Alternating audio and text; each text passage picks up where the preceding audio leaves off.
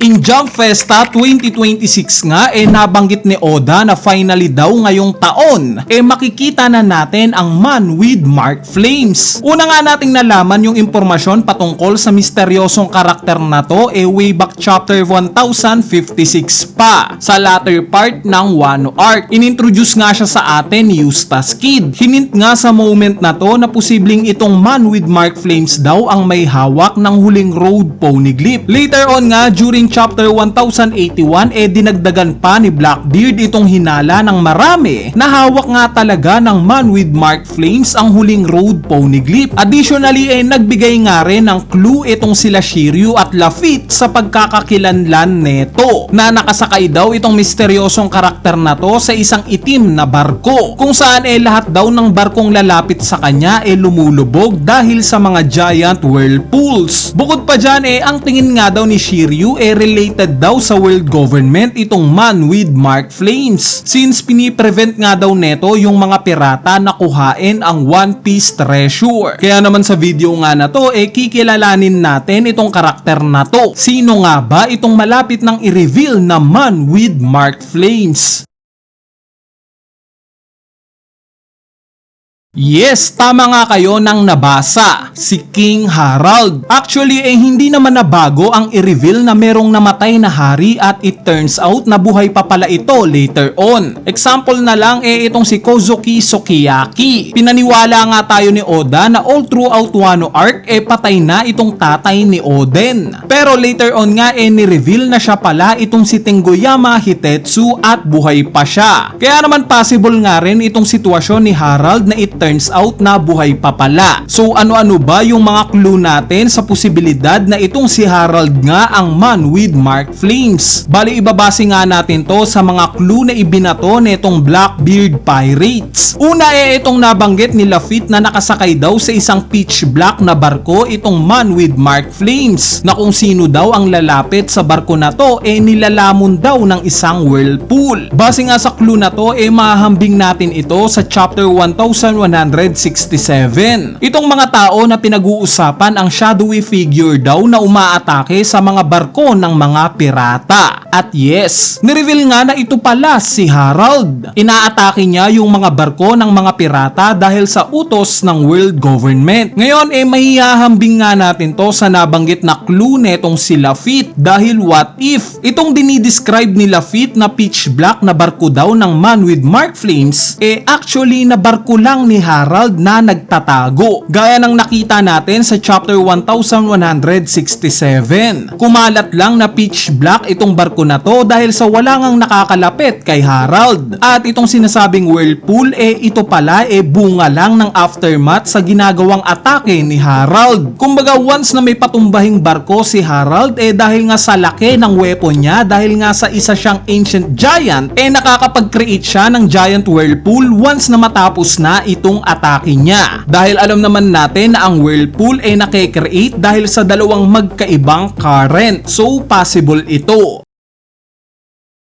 Next clue itong hinala ni Shiryu na nagtatrabaho daw sa world government itong Man with Mark Flames. Nabanggit nga ito ni Shiryu dahil ang hinala niya kailangang may hawak na road poneglyph itong world government nang sa ganon ma-prevent daw ang mga pirata na makuha ang One Piece treasure. Sa tingin ko nga may own reasons itong si Harald sa kung bakit niya tinatago ang huling road poneglyph dahil nga sa alam naman nating isa siya sa mga pinakatuwid at righteous na karakter sa One Piece. Pinatunayan nga niya yan sa hindi niya pagsali sa pirate crew ni Sebek malamang na gusto niyang siya mismo ang magsasala sa kung sino ang makakapunta sa Laugh Tale at kukuha ng One Piece treasure. Isa pa guys kung matatandaan nyo anong road poneglyph ba ang nawawala? Diba itong road poneglyph ng Fishman Island? Huli nga natin tong nakita 26 years ago pa nung time na pumunta dito sila Roger at Oden. natin. Pagpunta nga nila Luffy dito wala na itong road poneglyph na to. At since ipinakita ngang malapit na magkaibigan itong sila Harald at King Neptune, possible ngang ipinagkatiwala ni King Neptune itong road poneglyph na hawak nila kay Harald. Nang sa ganon hindi na punteriyahin pa ang Fishman Island sa paghawak nila ng poneglyph na to. At double purpose dahil alam ni King Neptune na nasa mabuting kamay itong road poneglyph kung mapapasa kamay ito ni Harald. At lastly na clue natin syempre itong burned scar o yung may sunog daw sa muka itong man with mark flames. Nakita nga natin during chapter 1170 kung paano tinalo ni Loki itong si Harald. Ginamitan nga niya ito ng Ragnir na may kuryente. Ngayon alam naman nating ang kuryente nakakapag-produce ng apoy. Once na makuryente ka nga paniguradong masusunog ang katawan mo. Kaya naman possible nga na nakuryente at some point itong muka ni Harald sa proseso ng pag-atake sa kanya ni Loki. Intentionally tinakpan yung muka niya para hindi natin makita itong clue na to.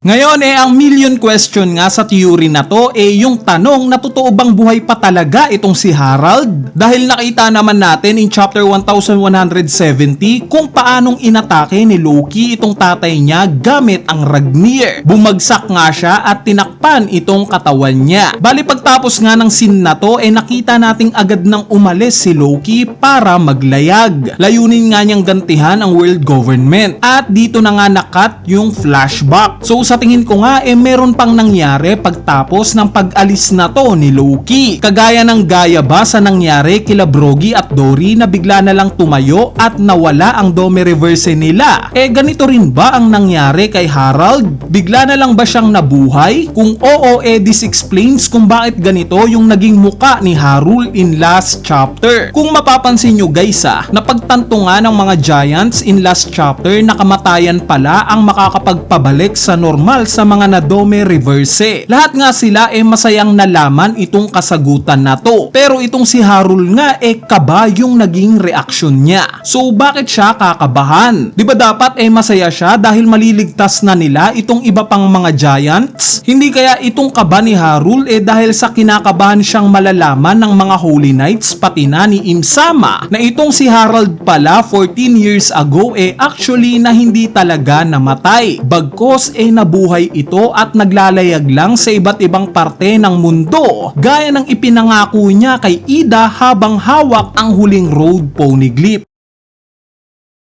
Kung marirealize nga natin itong sinasabing laban daw nila Shanks at Loki 6 years ago, bakit hindi ito ipinapakita ni Oda? Samantalang pwede nga niya tong isingit sa nangyaring flashback ni Loki. Hindi ba ito ipinakita ni Oda dahil sa ang purpose ng paghuli ni Shanks kay Loki? Dahil sa pinakiusapan siya ni Harald na pigilan itong si Loki sa pag-atake sa world government dahil hindi pa tamang oras ang 6 years ago? Isa pa itong pagpunta ni Shanks sa Elbaf bago dumating sila Luffy dito. Yes, ang purpose nga ni Shanks dahil sa gusto niyang balaan itong si Scupper Gaban patungkol kay Luffy. Pero sa tingin nyo ba sapat na rason ito para lang sadyain ni Shanks na pumunta sa Elbaf? Bali ang tingin ko ang rason ng pagpunta ni Shanks sa Elbaf dahil sa binalaan niya itong sila Harald at Gaban na wag i-reveal sa iba yung patungkol sa existence ni Harald. Dahil once na malaman nga ng mga Holy Knights na buhay pa itong si Harald, paniguradong hahanapin nila ito at papatayin. At paniguradong sinabi rin ni Shanks na lalaya na itong si Loki sa pagdating netong si Luffy. Kumbaga pinrepair niya na itong dalawa na to sa mga mangyayari. At yes, currently nga nakalaya na si Loki kasama itong Sun God Nika. Sa tanong nga kung paanong mabubuhay si Harald gayong magkaiba sila ng sitwasyon nila Brogy at Dory gaya ng itong sila Brogy at Dory na Dome Reverse.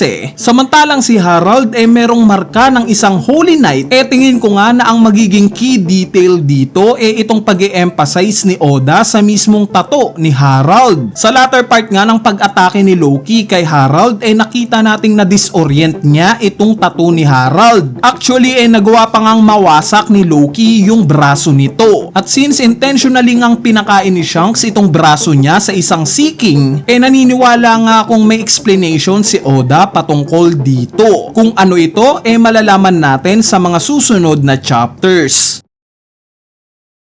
Anyway, ayan na nga yung maikling theory natin patungkol sa kung sino ang man with Mark Flames, which is si Harold. Kung sakaling natripan nyo nga itong topic natin sa araw na to, huwag nyo nang kalimutang pindutin yung like button dahil napakalaking tulong na nga niyang like nyo para sa ating channel. So yun lang, peace!